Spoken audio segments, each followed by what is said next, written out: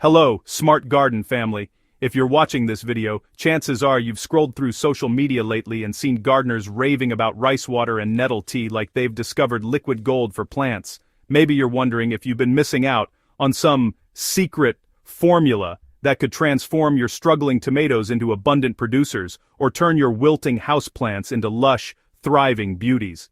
Today we're diving deep into this organic gardening phenomenon to separate the Instagram-worthy hype from the genuine science, because your time and your plants deserve better than guesswork. Let's be honest, the internet loves a good gardening trend. Every few months, a new miracle solution explodes across YouTube, TikTok, and gardening forums, promising to revolutionize the way we grow plants. Rice water and nettle tea have become the darlings of this movement, with countless videos showing lush gardens supposedly transformed by these kitchen and garden-sourced amendments.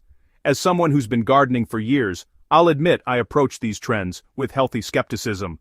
After all, I've seen everything from banana peels to crushed eggshells touted as the answer to every plant problem. But here's the thing, sometimes beneath the social media noise, there's genuine value worth exploring. The question isn't whether these amendments work at all, but rather how they work, when to use them, and whether they truly deserve their reputation as plant elixirs. Rice water is exactly what it sounds like, the starchy liquid left over from rinsing or boiling rice, or in its more potent form, water that has been intentionally fermented with cooked rice.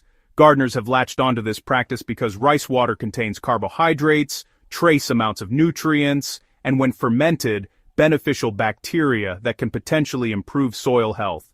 The fermentation process is where things get interesting. When you allow rice water to ferment for 1 to 2 weeks, you're essentially creating a probiotic solution rich in lactobacilli and other microorganisms that can enhance the microbial life in your soil.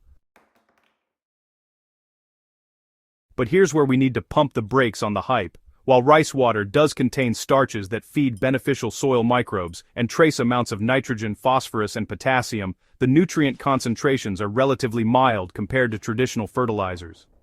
The real benefit isn't about providing massive nutritional boosts to your plants directly. It's about supporting the invisible ecosystem in your soil that helps plants access nutrients more effectively. Think of rice water as a soil conditioner rather than a fertilizer. Studies have shown modest yield increases in crops like tomatoes and peppers when rice water is used consistently, but these results come from improved soil structure and microbial activity, not from the rice water itself being a nutritional powerhouse. The key is proper application. Diluting fermented rice water with 1 to 2 parts plain water and using it as a soil drench no more than once monthly prevents the buildup of excess starches that can attract pests or promote mold growth. Now, if rice water is the gentle soil supporter, fermented nettle tea is the powerhouse fertilizer in this duo. Stinging nettles have been used for centuries in traditional gardening practices across Europe, and there's solid reasoning behind their enduring popularity. When you ferment fresh nettles in water for 2 to 4 weeks, you create a nutrient-dense liquid fertilizer that's particularly high in nitrogen, along with significant amounts of iron, potassium, calcium, magnesium, and boron. This makes nettle tea especially valuable for nitrogen-hungry plants like leafy greens, brassicas, and heavy feeders like tomatoes during their vegetative growth phase. What sets nettle tea apart from many organic amendments is its dual functionality. Beyond being a fertilizer, fermented nettle tea acts as both a pest deterrent and plant immune system booster. When diluted and applied as a foliar spray at a ratio of 1 part tea to 20 parts water, it can repel aphids and spider mites while strengthening plants against fungal diseases. The fermentation process breaks down the plant material and makes nutrients more readily available for plant uptake. Though, I won't sugarcoat it. This fermentation creates a truly foul smell that's become legendary among nettle tea users.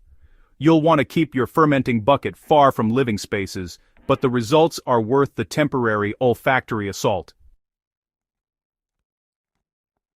The preparation method matters significantly for effectiveness. Use fresh young nettle plants before they flower, chop them roughly, and steep them in non-chlorinated water using a 1 to 10 ratio of nettles to water in a non-metal container. After 2 to 4 weeks of stirring every few days, strain the liquid and always dilute it before application.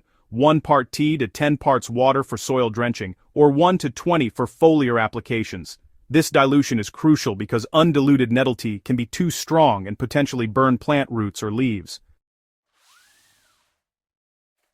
So, are rice water and nettle tea the ultimate plant elixir? The answer is nuanced. These amendments offer genuine benefits when used correctly as part of a comprehensive organic gardening approach, but they're not magic bullets that will compensate for poor soil, inadequate sunlight, or improper watering practices. What makes them valuable is their complementary nature. Rice water builds soil health and supports beneficial microbes, while nettle tea provides substantial nutrition and pest protection. Together, they create a holistic feeding system that's sustainable, cost-effective, and eco-friendly.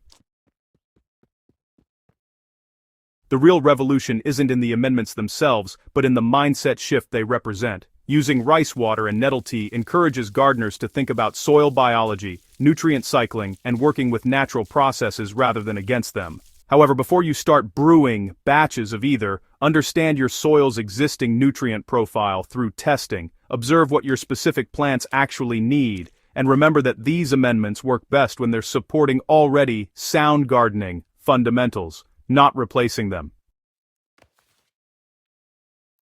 For best results, integrate these amendments into a rotation rather than using them constantly. Apply rice water monthly during the growing season, use nettle tea every 2 to 3 weeks for heavy feeders, and continue maintaining good practices like proper mulching, crop rotation, and adequate watering. The plants that will benefit most dramatically are those with high nitrogen requirements and those growing in soil that needs microbial enrichment. If you found this deep dive helpful and want more evidence-based gardening content that cuts through the hype to deliver real results, make sure to subscribe to Smart Garden and hit that notification bell. Share this video with fellow gardeners who might be wondering whether these trendy amendments are worth their time. Together we can build a community of informed gardeners who make decisions based on understanding, not just internet trends. Happy gardening, and I'll see you in the next video.